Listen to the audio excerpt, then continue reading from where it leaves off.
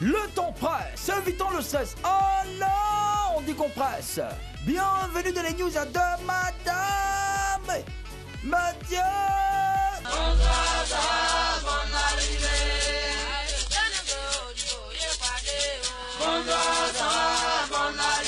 Voilà les amis, commençons en Zambie aujourd'hui.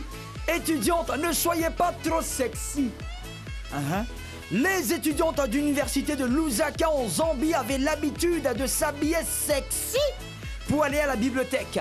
Cette façon de s'habiller déconcentrait les garçons. Ah ouais.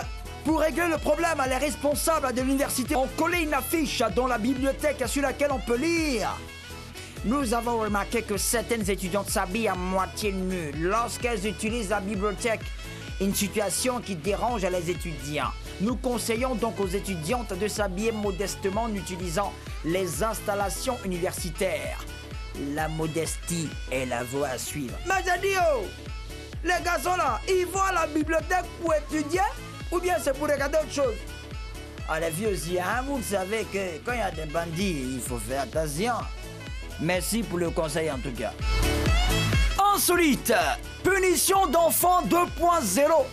La fessée, les pieds au mur, les pompes, toutes ces façons de punir les enfants sont devenues ringardes aux États-Unis. Là-bas, c'est sur Internet que les parents punissent les enfants qui se comportent mal. Par exemple, la petite Ava, un peu trop bavarde, au goût de sa maman, a été obligée de poster une photo d'elle avec du scotch sur la bouche, accompagnée de la légende: je ne sais pas comment garder ma langue. Je ne suis plus autorisé à utiliser Facebook et mon téléphone. S'il vous plaît, demandez-moi pourquoi ma maman dit que je dois répondre à tout ce qui me demande. Aïe!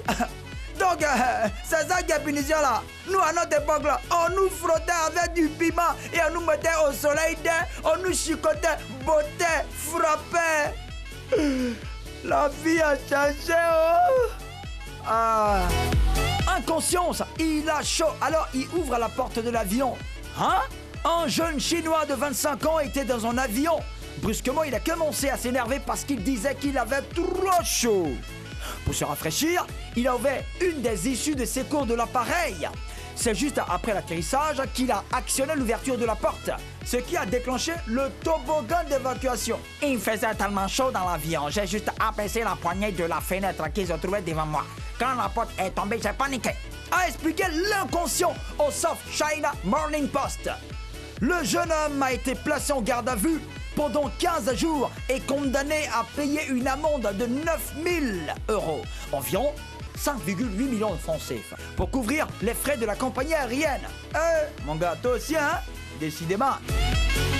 Terminons en Afrique du Sud. Qui voulait enlever la Miss Demileg Nelsa Peters est Miss Univers 2017. Avant ça, elle était Miss Afrique du Sud.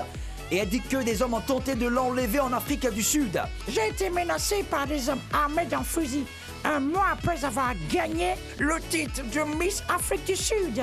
Je conduisais et je me suis arrêté à un feu rouge en plein jour. Lorsque j'ai vu les armes, et je me suis immédiatement rendu et j'ai laissé la voiture. Confie la Miss. D'après elle, en plus de sa voiture, les malfrats voulaient la prendre en otage.